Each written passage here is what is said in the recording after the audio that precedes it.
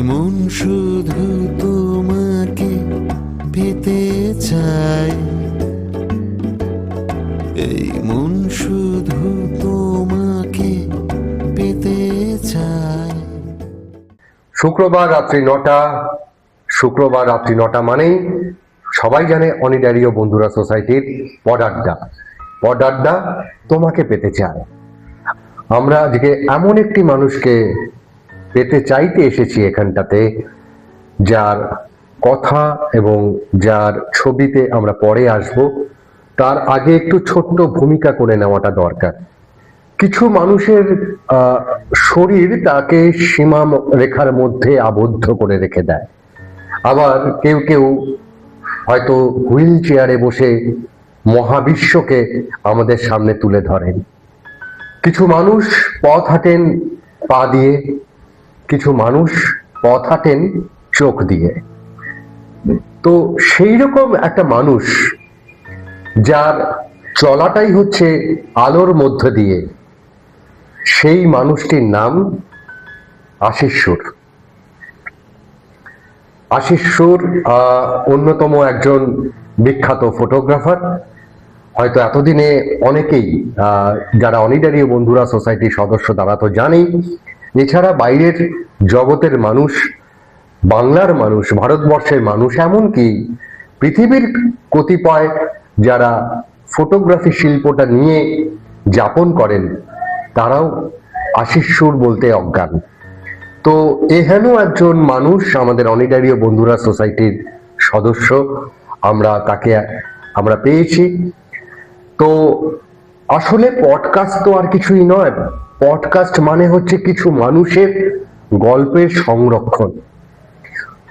গল্প শুধুমাত্র কিন্তু তারকার মধ্যে সীমাবদ্ধ থাকে না। মানুষ, তার জীবনযাত্রা, তার লড়াইটাই একটা গল্প। আর অনিডারিও বন্ধুরা সোসাইটি এর আগে আমরা যে কটি এপিসোড করেছি বইমেলা কেন্দ্রিক, সাহিত্যিক কেন্দ্রিক, তাদেরও আমরা গল্প শুনেছি। এবারে আমরা চলে এসেছি শিল্পের অন্য মাধ্যমে, আজকে ফটোগ্রাফি। আর ফটোগ্রাফি মানেই হচ্ছে আলো। আর আমরা জানি ফিলোসফি যেরকম, ফিলো মানে জ্ঞান, আর ফটো মানে আলো, আলোকেও তো আমরা জ্ঞান বলতে পারি। তাহলে আশিস দা, ফটোগ্রাফিও কি এক ধরনের ফিলোসফি? হ্যাঁ, অবশ্যই। ফটোগ্রাফি ফিলোসফি যে বিষয়বস্তু, তার একটা অন্যতম অংশ। কিন্তু ফটোগ্রাফি সাবজেক্টটা খুব বেশি পুরনো নয়, হার্ডলি 180-82 বছর বয়স ফটোগ্রাফির। তো অন্যান্য বিষয়গুলো এর থেকে অনেক বেশি পুরনো। সেই জন্য দর্শনের সাথে ফটোগ্রাফির যে একটা মেলবন্ধন আছে বা একটা ভিত্তি আছে, এটা খুব বেশি চর্চিত হয় না। আর এটা আলোচনায় উঠেও এসছে খুব কম, মানে আমি তো শুনিনি। তবে অবশ্যই একটা integral part of philosophy photography, এটা আমি বুঝেছি। তো আশিস দা, আমার জিজ্ঞেস করতে খুব ইচ্ছে হয়, ঠিক কোন ছবিটা তোলার পর থেকে আপনার মনে হয়েছে আপনি ফটোগ্রাফার? আচ্ছা, ক্যামেরা কেনার সাথে সাথেই আমার মনে হতো আমি ফটোগ্রাফার। কিন্তু যত ইনভলভ হয়েছি, যত এটা নিয়ে এগিয়েছি বা এগোতে পেরেছি, ততই আবিষ্কার করেছি আমি আদৌ ফটোগ্রাফার নই। বরং একটা চেষ্টা আছে আমার মধ্যে। চেষ্টাটা হয়তো একটু তীব্র, একটু ফোর্সফুল, একটু ডেডিকেটেড। তাতে আমার মনে হয়েছে যে শিল্পের অনেকগুলো স্তর আছে, মানে ফটোগ্রাফি শিল্পটার অনেকগুলো স্তর থাকে। প্রত্যেকটা স্তর অতিক্রম করতে করতে করতে মনে হয়েছে বা আমি বুঝতে পেরেছি যে ফটোগ্রাফিটাও একটা শিল্প। হয়তো কিছু কিছু কাজও আমার ওই মাত্রার, ওই মানের পর্যায়ে অন্তর্ভুক্ত হতে পারে। আচ্ছা আশিস দা, খুব প্রাসঙ্গিক ভাবে এটা চলে আসে, এই যে যারা অঙ্কন শিল্পী বা চিত্রশিল্পী আমরা বলতে পারি, ফটোগ্রাফিটাও তো একটা দৃশ্যপট। তো সেখানটা তো স্টিল ফটোগ্রাফি আছে, সেখানটাতে ল্যান্ডস্কেপ আছে, পোর্ট্রেট আছে, ঠিক যেরকম অঙ্কন শিল্পেতেও রয়েছে, কিন্তু ঠিক দর্শনার্থীদের কাছে অঙ্কন শিল্পীদের যে গ্র্যান্ডার, মানে যে যে যে- মাদকতা, মাধুর্য, হ্যাঁ, জনপ্রিয়তা, সেইটা আহ, মানে এই ফটোগ্রাফি শিল্পীরা পেল না কেন? মানে এটা আপনি পেয়েছেন কিনা আপনি বলতে পারবেন, তবে আমি তো অন্তত বাংলায় দেখিনি যে আশিস সুরও যেরকম XYZ কিছু যাদের খুব পিয়ার ভালো তাদের হয়তো লোকে চেনে, কিন্তু আপনার মতন আড়ালে থাকা মানুষরা যে কত বড় শিল্পী সেটা তো জানলো না কেউ। সেটা কি এই ফটোগ্রাফার বলেই? আপনি যদি আঁকতেন, আপনি যদি একজন বিখ্যাত চিত্রকর হতেন, তাহলে এই সাধনার পরে কি আপনার মানুষ আপনাকে নিয়ে একটু উল্লসিত হতো না? তোমার প্রশ্নের মধ্যে ফটোগ্রাফির একটা বেসিক বেসিক ক্যারেক্টার আছে, সেটা আমি একটু এক্সপ্লেন করার চেষ্টা করি। সেটা হলো চিত্র অঙ্কন, ফটোগ্রাফি ছাড়া আর যে মাধ্যমগুলো আছে তার সঙ্গে ফটোগ্রাফির একটা বেসিক ডিফারেন্স আছে। সেটা হলো ফটোগ্রাফি মোস্টলি হলো রিফ্লেকটিভ, মানে ফটোগ্রাফি যা দেখছে সেই ছবিটাই তুলে নিচ্ছি আমরা ক্যামেরা দিয়ে, ক্যামেরার লেন্স ইত্যাদি ইত্যাদির সাহায্যে। মানে এটা রিপ্রেজেন্টেশনাল অনেক বেশি, অন্যান্য শিল্পের ধারার তুলনায় অনেক বেশি।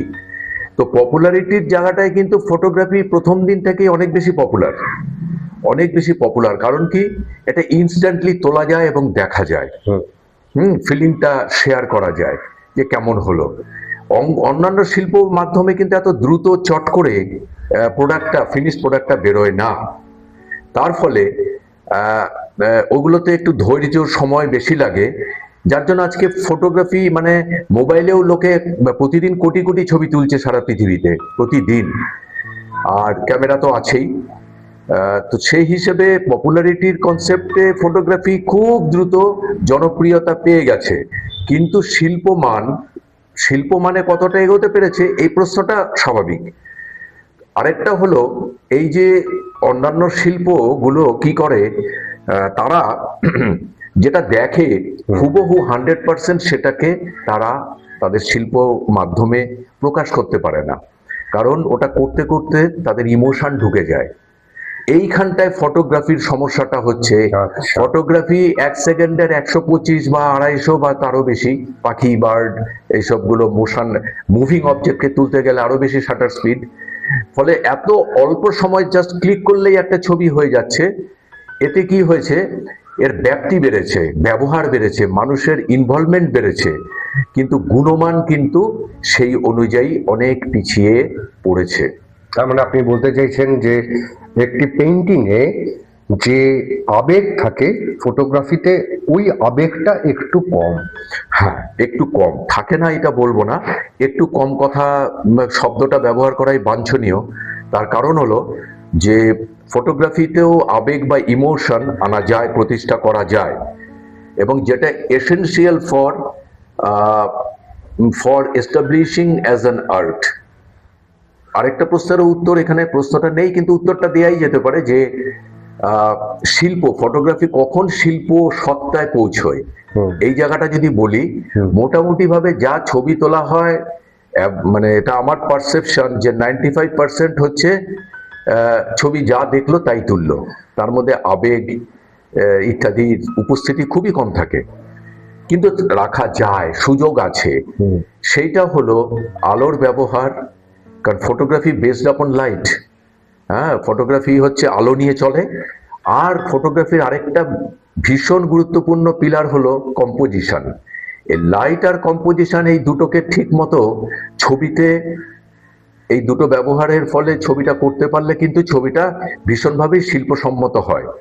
হ্যাঁ, মানুষের ইমোশন তো কিছু গ্রামারকে ধরে এগোয়, ইমোশন মানে কম্পোজিশনটাই একটা ইমোশন বলতে হবে। হ্যাঁ, কম্পোজিশন ইমোশন, লাইট ইমোশন। হ্যাঁ, যেমন লাইট, মানে এই কথাটাকে একটু এক্সপ্লেন করলে ধরতে সুবিধা হবে। সকালবেলা আমরা জানি আর্লি মর্নিং, মানে যদি সূর্য 6টায় ওঠে, আমি এইভাবে বলছি, 6টা থেকে 7টা 7:30 অবধি সফট থাকে লাইট। আর তারপরে যত বাড়ে সূর্য মাথার উপরে ওঠে এবং তত কর্কশ হার্স হতে থাকে। ওই হার্স লাইটের ছবি খুব কন্ট্রাস্টি হয় এবং ডিটেলস হারিয়ে যায়, টোনস হারিয়ে যায়, কালারগুলো হারিয়ে যায়। কিন্তু সফট লাইটে যদি তুলতে পারি, ওই একই ছবি সফট লাইটে যদি তুলতে পারি, তাহলে দেখা যাবে যে ছবিটার মধ্যে স্মুথনেস আছে, ইমোশন আছে, কালারগুলো স্যাচুরেটেড, কালারগুলোকে মাইনিউট যে কালারগুলো থাকে সেগুলোকেও ধরা পড়ে, টোনস ধরা পড়ে, ফলে একটা ওভারঅল একটা এক্সট্রা ইমপ্রেশন ওর মধ্যে এস্টাবলিশড হয়। তা আপনি কাকে বেশি গুরুত্ব দেন, লাইট না কম্পোজিশন? ফটোগ্রাফির বেসিক যে জায়গাটা, সেখানে লাইট এবং কম্পোজিশন দুটো হলো এসেনশিয়াল পিলার্স। কেউ যদি এর একটাকে বাদ দিয়ে ছবি করে, তার ছবিটা দাঁড়াবে না। দুটোকে মাথায় রেখে দুটোই ব্যবহার করে ছবিটা যদি করা যায়, সেই ছবি অনেক বেটার বা উন্নত মানের হয়। সুতরাং দুটোই এসেনশিয়াল পার্ট অফ ফটোগ্রাফি। দুটোকে রেখেই আমি প্রথম থেকে চেষ্টা করেছি দুটোকে রেখে ছবি করতে। আসলে প্রত্যেকের নিজস্ব ধারা থাকে, সেই ধারা নিয়ে সে এগোয়। তা আমি দেখেছি আমার মতো করে যে ছবিতে এই আলোর খেলা, আমার একটা প্রবণতা আছে ছবিতে আলোর উপস্থিতিটা স্পষ্ট করে দেখিয়ে দেওয়া, এটা আমার প্রবণতা। অনেকে আছে আজকাল ডিজিটাল সিস্টেমে দেখা যাচ্ছে লাইটকে মিনিমাইজ করে একটা মিডটোনের ওপরে বা মিনিমালিস্টিক যে শব্দটা, তার উপরে ছবি করা, ছবিকে ফিনিশ করা। আমরা যেহেতু ফিল্ম জমানার দিয়ে শুরু করেছি, ওই সময় আমরা শুরু করেছি যা হাতে সব করতে হতো, নেগেটিভ ফিল্ম থেকে নেগেটিভ করা, তারপরে প্রিন্ট করা, এবং তখন তো বর্তমান ডিজিটাল সিস্টেমের মতো এত সুবিধে ছিল না, ক্যামেরার মধ্যেও এত উপকরণ ছিল না, সুবিধাজনক উপকরণ ছিল না। আশিস দা, আপনার ওই ফিল্মের কথা বলাতে মনে পড়লো, এখানে দর্শকদেরও বলে রাখা দরকার, আশিস দার সঙ্গে আমার ব্যক্তিগতভাবে পথ চলা শুরু 1997 সাল থেকে। তো সেই সময়টা হচ্ছে ফিল্মের সময়। তখন আমরা দোকান থেকে ওই কোডাক বা কনিকার ওই ফিল্মগুলো কিনতাম, আর এরকম যখন ঘুরতে যেতাম 5-6টা ফিল্মের ক্যামেরা নিয়ে চলে যেতাম। তারপরে আশিস দার সান্নিধ্যে আসার পরে আমি একটা অন্যরকম শিল্পর কাছে এসেছিলাম। সেটা হলো, পাগলের মতন দেখতাম একটা লোক, সে ওই ফিল্ম থেকে যখন প্রিন্ট বার করছে, ওই ফিল্ম থেকে ছবি বার করা, সে একটা রোমহর্ষক কাণ্ড, একটা যুদ্ধ বলা যেতে পারে। তো সেই আশিস, সেই ফিল্ম থেকে ডিজিটাল এই যে জার্নিটা যদি আপনার ভাষায় একটুখানি বলেন।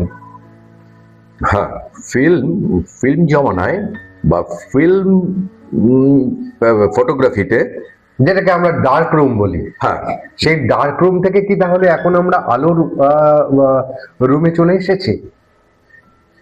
না, ডার্ক রুম এখনো আছে, কারণ ডার্ক রুম যেই কনসেপ্টটা যার সঙ্গে জড়িত, সেটা হচ্ছে ফিল্মকে শুট করার পরে নেগেটিভে কনভার্ট করা, ওইটা একটা ডার্ক রুমের পার্ট।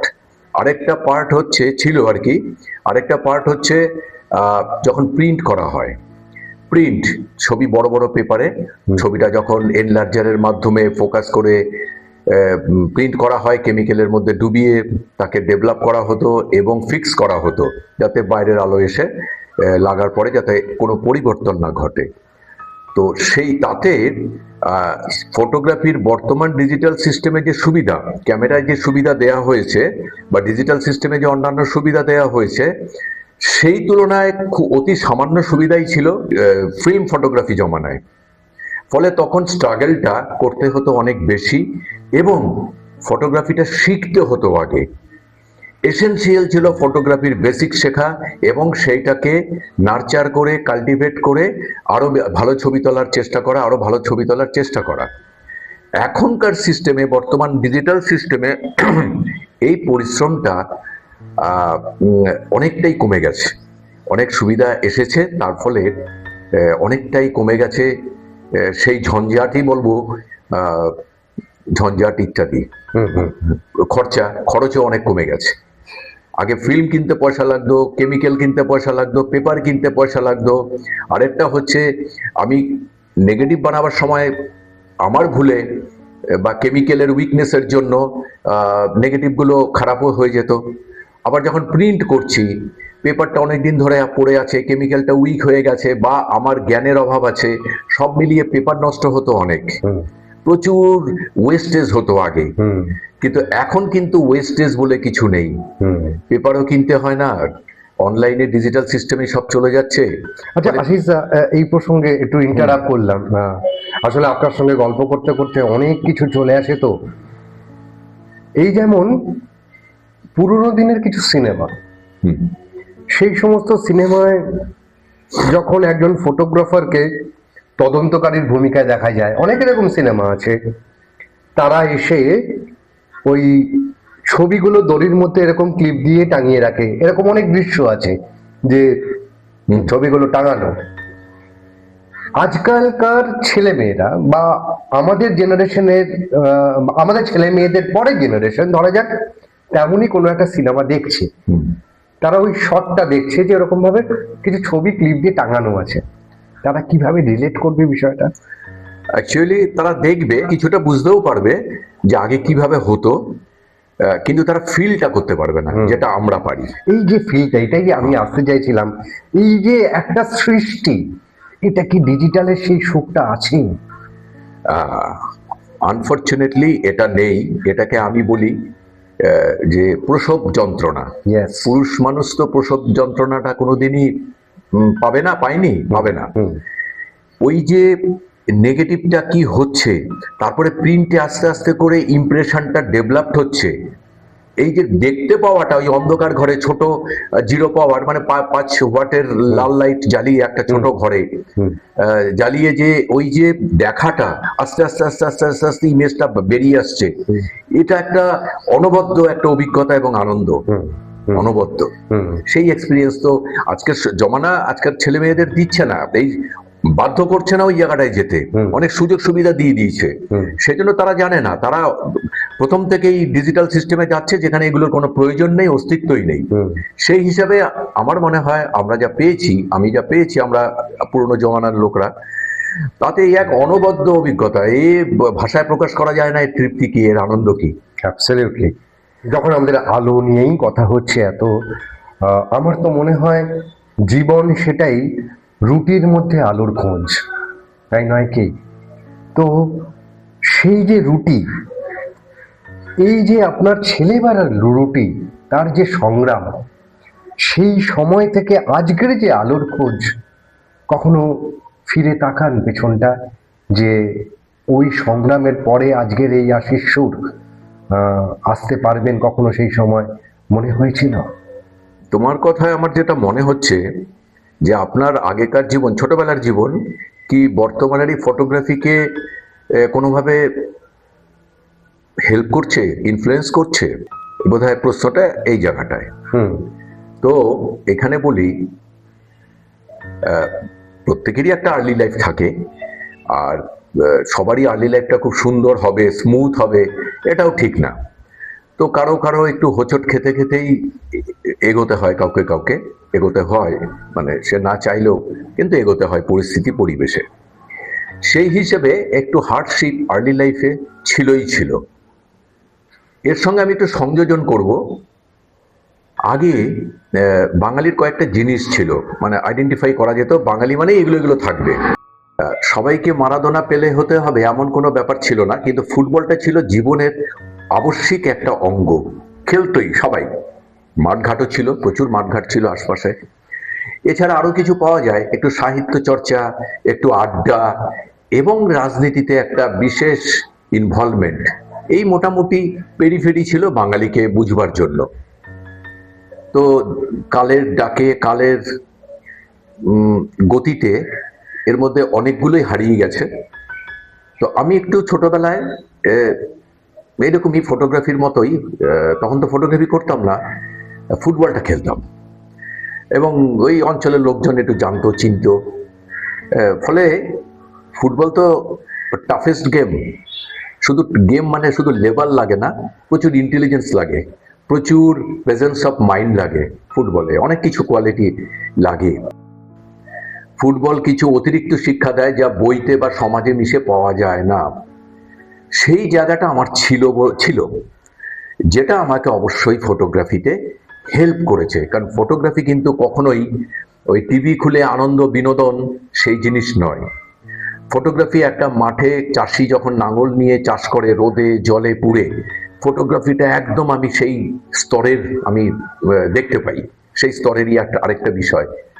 এখানে ক্যামেরার ওজন থাকে প্রচুর, বেশ ভালো থাকে, সেটা ক্যারি করতে হয়, করে বিভিন্ন জায়গায় হাঁটতে হয়, ঘন্টার পর ঘন্টা হাঁটতে হয়। সেই সঙ্গে কিন্তু ইন্টেলিজেন্স লেভেল, ফটোগ্রাফিক যে ইন্টেলিজেন্স বা এডুকেশন, তার কাল্টিভেশনটাও চালিয়ে যেতে হয়। এই পরিশ্রম, শারীরিক পরিশ্রম এবং শিক্ষা, ফটোগ্রাফিক শিক্ষা, এই দুটোর মেলবন্ধনে কিন্তু ফটোগ্রাফিটা হয়। এরপরে ঘরে এসে তাকে আরেকটু পরিমার্জন করতে হয় ফিনিশ প্রোডাক্টের জন্য। টোটাল যে প্রসেসটা, এটা একটা সাংঘাতিক একটা পরিশ্রমের জায়গা। তো এটা আমার মনে হয়েছে অবশ্যই আমার অতীত জীবন বা তার পরবর্তীকালে কিশোর জীবনে, কৈশোর জীবনের যে ফুটবলের সঙ্গে ইনভলভমেন্ট হওয়া 12-14 বছর, সেটা অবশ্যই আমাকে ফটোগ্রাফিতে হেল্প করেছে এবং এখনো করছে। এক্স্যাক্টলি। আশিস দাস, আপনার কথা শুনে আমার যেটা মনে হচ্ছে, এই যে আপনি ফুটবলের উদাহরণ দিলেন, একজন চাষির উদাহরণ দিলেন, ধরে যাক ফুটবলে যেটা আমরা বলি আর কি, একজন ফুটবলার যখন সে বলটা রিসিভ করছে বা বলটা ছাড়ছে, সে কিন্তু মাথা নিচু করেই ভিজুয়ালাইজ করে নিতে পারছে, যেটাকে প্রি ভিজুয়ালাইজেশন বলে, যে আমার সতীর্থ ঠিক কোন জায়গায় আছে, অথচ আমার মাথার কিন্তু নিচু। এই যে প্রি ভিজুয়ালাইজেশন করার যে মানে ভগবান প্রদত্ত ক্ষমতা, অথবা একটা চাষি সে মাটি দেখে বলতে পারে এ জমি দো ফসলা, আমি আপনি পারবো না, কিন্তু একটা চাষি বলে দেবে। হ্যাঁ, অথবা একটা আকাশ দেখে বলে দেবে আজ বিকেলে বৃষ্টি হবে কিনা। এই যে প্রি ভিজুয়ালাইজেশন, যেটা অভিজ্ঞতা থেকে আসছে। তো ফটোগ্রাফার, ধরুন আপনি এইখানে যা দেখছেন, আমিও একই জিনিস দেখছি, কিন্তু আপনার দেখার মধ্যে যে ফ্রেম তৈরি হচ্ছে, আমার দেখার মধ্যে হয়তো সেই ফ্রেমটা তৈরি হচ্ছে না। এই যে প্রি ভিজুয়ালাইজেশন, এটাই কি একজন ফটোগ্রাফার শিল্পী এবং অশিল্পী ডিফারেন্স তৈরি করে দেয়? হ্যাঁ, অবশ্যই, খুব সুন্দর বলেছো। আর শিল্পী মানে ফটোগ্রাফিতে শিল্প মানে ফটোগ্রাফি করার জন্য অবশ্যই প্রি ভিজুয়ালাইজেশন দরকার। এবার বলি, প্রি ভিজুয়ালাইজেশনটা কিন্তু একটা কালচারাল লেভেল, একটা এডুকেশনাল লেভেল। মানে বেশিরভাগ ছবি দেখা যায় ইনস্ট্যান্ট গেল, তুলে নিল। একটু দাঁড়িয়ে আমি যদি ভাবি যে এখান থেকে আর কিভাবে আর একটু ভালো ছবি বার করা যায়, অ্যাঙ্গেলটা বদলে, ফোকাল লেন্সের, আমাদের তো আজকাল সব জুম লেন্স, ফোকাল লেন্থটাকে পাল্টে আলোটাকে ফেলে, মানে ঠিকঠাক ফেলে, মানে আমি সরলেই তো আলোর অ্যাঙ্গেলটাও সরে যাচ্ছে। রাইট। হ্যাঁ, তো এই যে প্রথমে বলেছিলাম যে শিল্প সত্তায় যদি একটা ছবিকে নিতে হয়, অনেকগুলো উপকরণ আছে, সেইগুলোর সঠিক ব্যবহারে কিন্তু একটা ছবি উন্নত মানের হয়। তো সেই হিসেবে প্রি ভিজুয়ালাইজেশন ব্যাপারটা হলো, ক্যামেরা কিন্তু ছবি তোলে না, ক্যামেরা ছবি তোলে না, ছবি তোলে ক্যামেরার পেছনের মানুষটা। তাহলে ক্যামেরার ইউটিলিটিটা কি? তাহলে ক্যামেরার দরকারটা কি লোকে বলবে? হ্যাঁ, ক্যামেরা হচ্ছে যন্ত্র যেটা দিয়ে আমি রেজিস্টার করছি, আমি রেকর্ড করছি, আমি যেটা ধরতে চাই, বলতে চাই, সেটা আমি রেকর্ড করছি। এটা রেকর্ডের একটা মাধ্যম। এইভাবে যদি নেওয়া যায়, আমি এত ভাবনা চিন্তা না করেও, প্রি ভিজুয়ালাইজ না করেও আমি হাজার হাজার শট মারতে পারি আজকাল দুনিয়ায়, আজকাল ক্যামেরার মাধ্যমে।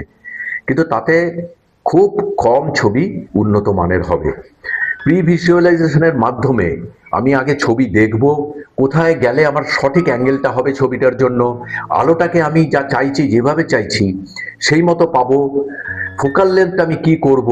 এই যে এডুকেশন, এই যে cultivation of education, photographic education, এর ফলে কিন্তু ছবিটা আরেকজন যে স্ট্রেট তুলছে দাঁড়িয়ে তার থেকে অন্যরকম হবেই এবং অনেক ভালো লাগার মতো করে ছবিটা হবে। রাইট।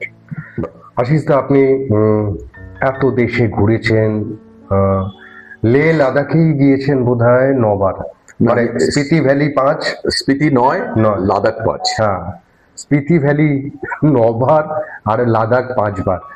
আমি দর্শনার্থীদের যারা আজকের পডকাস্ট দেখছে তাদের লে লাদাখ নিয়ে আশিসদার একটা অলরেডি বই রয়েছে, এবং এই বইটা সেদিনই পাবলিশ হয় যখন একাডেমিতে এক্সক্লুসিভলি আশিসদার এই লে লাদাখের একটা গ্যালারি শো হয়েছিল।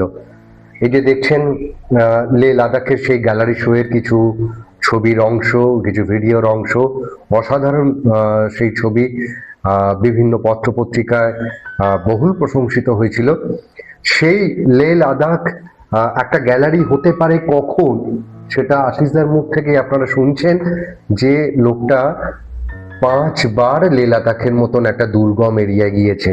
তাও লে লাদাখ মানে ওই লে শহর কিংবা আমরা যেখানে যেখানে ঘুরি প্যাংগং বা ওই ধরনের কোনো চাঁদের পাহাড় ওই রকম জায়গায় নয়, দুর্গম কিছু জায়গা যেখানে ছবি হয়। তো আমি আশিসদাকে বলবো, আশিসদা এইরকম কোনো গল্প আছে যে দুর্গম জায়গায় গিয়ে আপনি দেখেছেন যে মৃত্যুকেও হয়তো সামনে হয়ে যেতে পারে, তো সেই রকম সামনে পেয়ে যেতে পারি, সেরকম যদি কিছু অভিজ্ঞতা আমাদের বন্ধুদের শেয়ার। খুব ভালো প্রশ্ন করছো এই লে লাদাখ নিয়ে, এবং ওর যে প্রশ্ন যে বিপদ বা বিপজ্জনক মুহূর্ত অভিজ্ঞতা, এটা নিয়ে একটু বলি। 1999-এ কার্গিল যুদ্ধ হয়েছিল। 2000 সাল থেকে, পরের বছর 2000 সাল থেকে 2003 সাল, পরপর 4 বছর আমি লে লাদাখ যাই। 2000 সালে যখন যাই, কার্গিল যুদ্ধের আঁচ তখনও কিছু রেসিডিউ ছিল, মানে যেটা চোখে পড়তো, যেমন প্রচুর আর্মির উপস্থিতি এবং বিভিন্ন টার্নিংয়ে পাহাড়ের মাথায় মাথায় চূড়ায় চূড়ায় তারা অস্ত্রসহ, সামরিক অস্ত্রসহ তারা পাহারা দিত, এবং সেটা দেখা গেছে কখনো কখনো 200 মিটার পরপরও আছে, কোথাও আবার 2 কিলোমিটার পরপরও আছে। ফলে ওনাদের আর্মির উপস্থিতি দেখে এমনিতেই মনটা চঞ্চল উতলা হয়ে উঠত। এবং আরেকটা কথা, তখন লাদাখে, সমগ্র লাদাখে দুটো মাত্র পেট্রোল পাম্প ছিল, একটা লেতে আর একটা কার্গিলে। তো আমরা ওই যখন 2000 সালে যাই, কার্গিল পেট্রোল পাম্পের দেয়ালে পাকিস্তানিদের ছোড়া মর্টার, শেল ইত্যাদি যে আঘাত করেছিল তার চিহ্নগুলো স্পষ্ট ছিল, অনেকগুলো চিহ্ন কিন্তু কার্গিল পেট্রোল পাম্পের দেয়ালে স্পষ্ট ছিল। তারপরেও আমি গেছি, তখন দেখেছি ওগুলো নেই। আর আরেকটা ইভেন্ট বলি, 2003 সালে ওই কন্টিনিউয়াস 4 বছরের শেষ সালটা আমি একা অমরনাথ গেছিলাম ছবি তুলতে। তো অমরনাথে, এটা হয়তো কারো কারো মনে থাকবে, শেষনাগে থাকতে হয়। তো শেষনাগে ছিলাম, শেষনাগ থেকে পরের দিন অমরনাথ যাই, ছবি তুলতে তুলতে যা পাচ্ছি।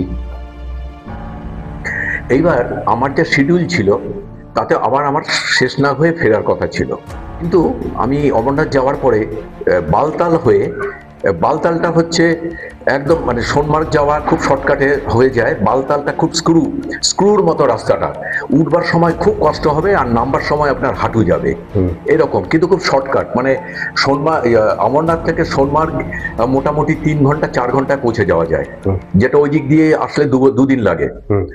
তো আমি ঠিক করলাম যে যাই, আমি সোনমার্গ চলে যাই বালতাল হয়ে নেমে পড়ি। তো কি করে, তখন ওই সোনমার্গ থেকে 12 কিলোমিটার দূরে হচ্ছে নিচে, পাহাড়ের নিচে একদম সমতল জায়গা আছে, সেখানে তাঁবু খাটায়, তীর্থযাত্রীদের জন্য প্রচুর তাঁবু থাকে। আর বাসটাকে সোনমার্গ বাস ডিপো থেকে আরেকটু এগিয়ে নিয়ে ওইখানটায় ওই সমতল জায়গায় বাস ডিপোটা করে। আমি গেছি, গিয়ে পৌঁছেছি, একটা বাস ছেড়ে চলে যাচ্ছিল, চেঁচালাম, দাঁড়ালো, উঠে পড়লাম। ওপরে 12 কিলোমিটার উপরে সোনমার্গে গেলাম। হঠাৎ মাথায় খেললো লাদাখ ঘুরে ছবি তুলতে তুলতে যাব। হঠাৎ খেয়াল হলো কিভাবে যাই। তখন ছিল কার্গিলের দিক থেকে 1:30 অবধি গাড়ি আসবে, এদিক থেকে কোনো গাড়ি যাবে না। আর সোনমার্গে একটা ট্রাক্কি আড্ডা ছিল, মানে যেখানে সব ট্রাকগুলো এসে দাঁড়াবে, ওই 1:30টার পরে 2টোর পরে আস্তে আস্তে ট্রাক ছাড়বে। তো আমি ওরকম একটা ট্রাক কি আড্ডায় চলে গেলাম, বললাম ভাই আমি যাব, যাব কার্গিল যাব, নিয়ে যাবেন? তখন জজিলা পাসের 6-8 কিলোমিটার আগে একটা মাটির রাস্তা ছিল, ন্যারো, ওইটার জন্যই কিন্তু দুদিকের ট্রান্সপোর্টকে আটকে দেওয়া হতো। তো ওই জায়গাটায় গেলাম, যখন গিয়ে দেখছি আমার আগে 200 মতো ট্রাক দাঁড়িয়ে, ট্রাক ছোট গাড়ি দাঁড়িয়ে আছে। কি ব্যাপার? ওইখানে চলতি কথায় একটা টার্নিং আছে, আপওয়ার্ড টার্নিং আছে, সেটাকে বলতো চলতি কথায় ইন্ডিয়া গেট। লোকে ট্রাক ড্রাইভাররা বোঝাতো ওই পয়েন্টটাকে, ওটা ক্রিটিক্যাল পয়েন্ট, খুব ডেঞ্জারাস পয়েন্ট। তো ওখানে একটা ট্রাক এক্সেল ভেঙে দাঁড়িয়ে রয়েছে মাঝখানে, ওপাশ থেকে কোনো ছোট গাড়িও আসতে পারছে না, এপার থেকেও যেতে পারছে না, এমন একটা অবস্থা।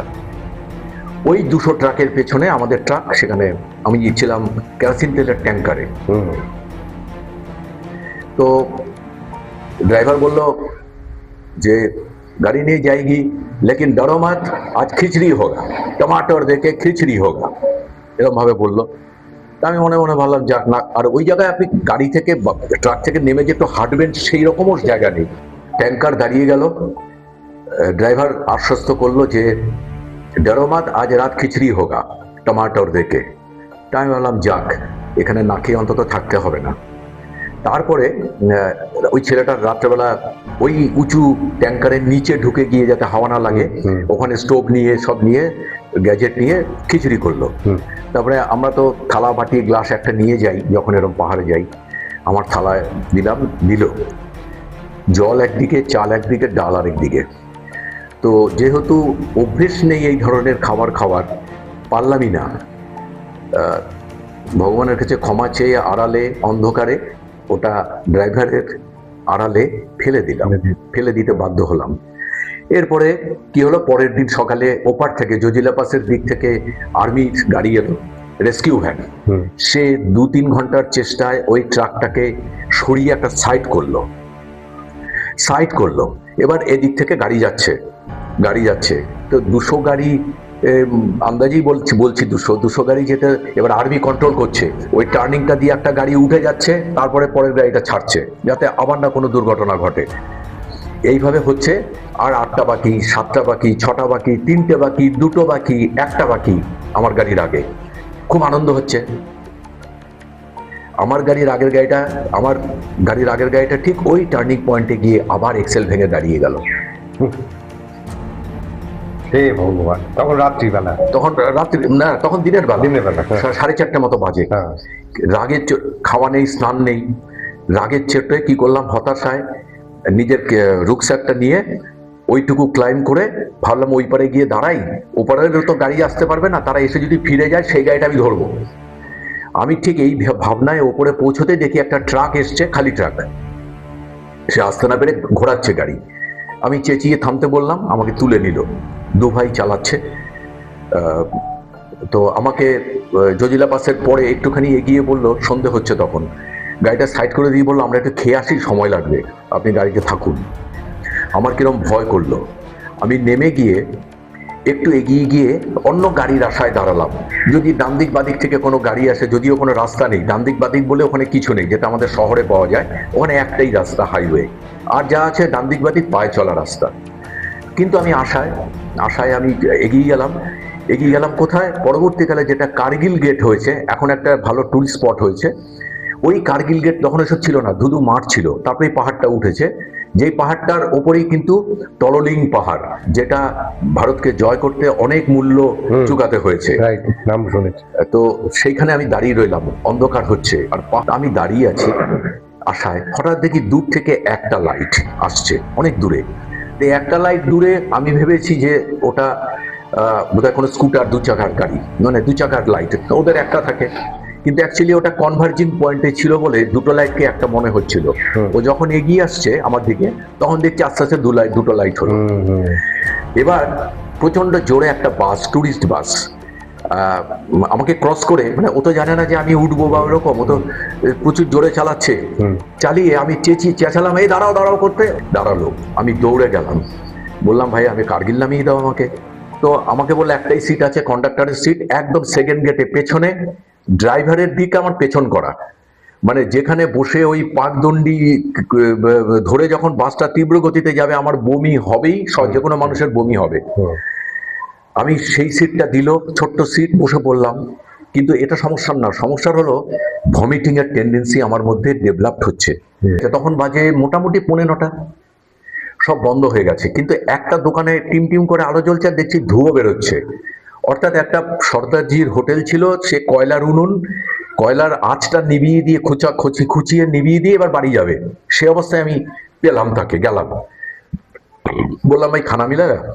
बोला हाँ चावल है और ऑमलेट कर देते हैं। बोले ठीक है, कहाँ ठहरेंगे रात में, गुजारेंगे कहाँ पे? बोले उधर जाइए, एक दोतला में जाइए, सीढ़ी है, मिलेगा। তো আমি চলে গেলাম এবং থাকলাম, স্নান ফান করলাম, যা করার প্রাথমিক কাজগুলো করে নিলাম, 3-4 দিন যা হয়নি করে নিয়ে খেতে নামলাম। অমরনাথের একটা লাল টিপ আমার কপালে ছিল, তো বললাম কাহা সে আইয়ে, উপর সে, ওরা অমরনাথকে উপর বলে, উপর সে। তখন আমাকে ভাত দিয়েছে, একদম পোড়া পোড়া তলায় লেগে থাকা কালো কালো ভাত আর একটা অমলেট। তো সম্ভব না আমাদের পক্ষে এইসব ভাত খাওয়া, অমলেটটা একটু খাচ্ছি।